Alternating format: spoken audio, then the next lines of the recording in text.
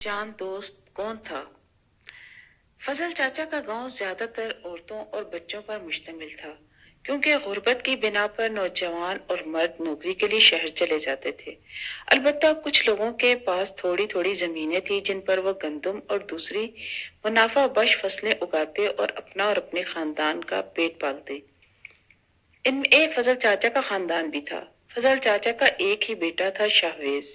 शाहवेज यूं तो बहुत फर्माबरदार लड़का था, मगर शहर से 14 जमातें पास करके आने के बाद उसे अपने खेतों में काम करना बहुत मायूब लगता। इसका ख्याल था कि खेती बाड़ी करना अनपढ़ लोगों का काम है, इसलिए जैसे ही उसे शहर में अफसरी मिलेगी वो शहर वापस चला जाएगा। इधर फजल चाचा बूढ़ा होता जा रहा था और इस पर तमाम खानदान की कफालत की जिम्मेदारी थी, मगर इस थोड़ी सी जमीन से महज इतनी ही फसल हासिल कर पाता कि सिर्फ इसके खानदान की बमुश्किल जरूरियात पूरी हो पाती। एक तो जमीन का, उस पर तुर्रा ये कि दूसरे गांव से डाकू आकर अक्सर लूट मार कर जाते और उन्हें मजीद अजाब में मुब्तला कर जाते।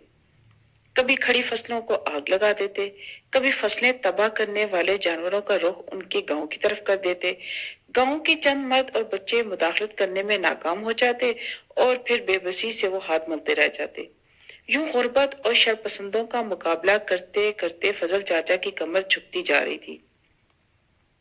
इस बार भी फजल चाचा ने अपने खेतों में बहुत मेहनत की, मगर वो बेहद परेशान था कि इतनी मेहनत का सिला जाने वो हासिल कर पाएगा भी या नहीं, या इसकी महीनों की मेहनत का फल कोई और ले उड़ेगा।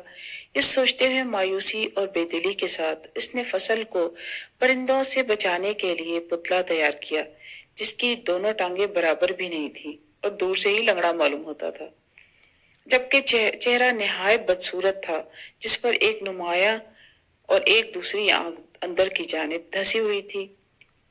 यूं ये लंगड़ा और काना बदशक्ल पुतला फसल की हिफाजत के लिए तैयार था, जिसकी मजे का खेज बल्कि डरावनी शक्ल देखकर शाहवेज को बहुत हंसी आती। मगर फसल चाचा ने अपने बेटे की हंसी की परवाह न करते हुए पुतले को जमीन में ठोंक दिया और खुदा से बाआवाज बुलंद दुआ की, ऐ खुदा, मुझे अपनी मेहनत और तेरी रहमत पर कामिल भरोसा है। बात महज मेरी होती तो मुझे कोई फिक्र न थी, मगर मुझे अपने पूरे खानदान की रोटी पूरी करनी है। मैं अपने खानदान के बच्चों को भूखा नहीं देख सकता। ये कहकर मगरिब के बाद फजल चाचा घर चला गया, मगर रात की तारीकी जैसी ही गहरी हुई, नजदीकी गांव के 3 बदनाम डाकू मक्खन, संदल और लाल अपनी मूछों को ताव देते हुए फजल चाचा के खेत में दाखिल हो गए। मक्खन के पास लूटा हुआ माल गठरी की सूरत में इसके हाथों में था।